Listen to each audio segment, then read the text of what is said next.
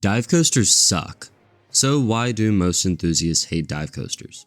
Well, there are a few things that could make someone hate a dive, whether it's because they're boring, uninspired, or because most of them feel too short. It's really just because why would a park build a 200-foot dive coaster over building an actual hyper, mega, or another coaster model for the same price or cheaper?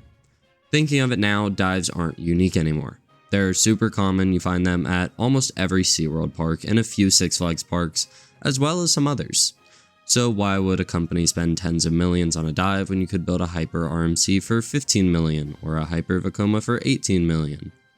The general public would eat both coasters up like crazy. The dive hanging you over 200, now even 300 feet, and that makes you think, wow, it hangs you that high and it's one of the tallest roller coasters I've ever seen, which is a great draw for the general public. With a regular Hyper, you might just think, wow, that's a really tall roller coaster, and nothing more. That's why RMC would make sense in this situation. All the GP would look at that 200-foot tall wooden coaster while talking about an iBox. I think that's a much better draw than any dive coaster could be. Back when the dive started with Oblivion, everyone saw the potential for the coaster, but then we started to get the same rides over and over again, drop into an Immelman, then head into a brake run, ending with a weak second half. But really, these brake runs are such buzzkills. Like, why after a single element do we hit a brake run 150 feet in the air? That's one of the only things I'm glad the smaller dives don't have. From my experience with Wrath at Six Flags Great America, even though it had vests, it's still the best experience that I've had on a dive. The layout, the pacing, it's just actually great. And with one of B&M's suppliers shutting down, these rides are getting rougher, I will say that. I've ridden Rapterra at King's Dominion and Wrath of Ikshasa at Six Flags Great America. They're definitely a lot rougher than the older B&Ms that I've ridden, but they're still not the worst. I couldn't imagine building multiple of these pothole-filled coasters, brand new, spending tens of millions of dollars on them, and then you go and build more after that. This model really has no point of existing anymore with the Vekoma tilt starting to develop. Siren's Curse is already a million times better than any dive coaster I've done so far, and it's only the beginning for the model. There is one more glaring issue with that being the plot a coaster resides on. Dive coasters have the ability of being incredibly compact, but guess what? So does every other coaster model unless it's over 5,000 feet of track.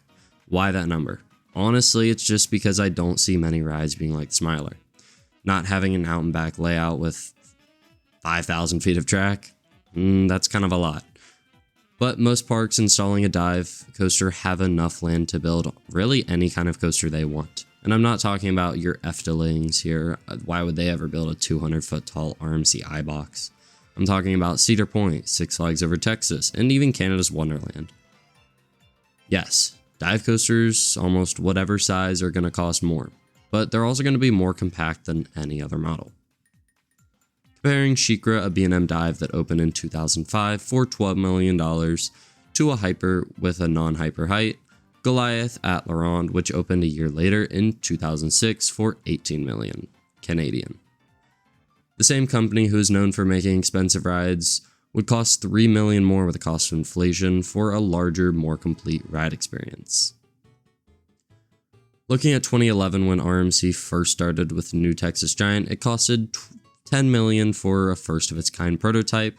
Mind you, Kraken, whatever, at Heide Park, I don't know how to pronounce these names, opened the same year for 12 million euros, being 16.5 million USD the same year. So that's more than a $6 million difference between the two coasters. Yes, New Texas Giant had the wooden structure, but at most it would have costed $3 million to $4 million for the supports.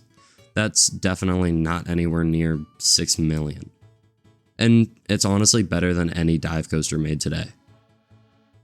Let's do a Vekoma comparison with our new Thrill sit-down coaster model, first opening in 2017 with Let Coaster at Legendia. For a cost of only 12 million euros, that's 13.5 million USD at the time, while the prior year it was estimated that Valraven costed 20 to 25 million USD.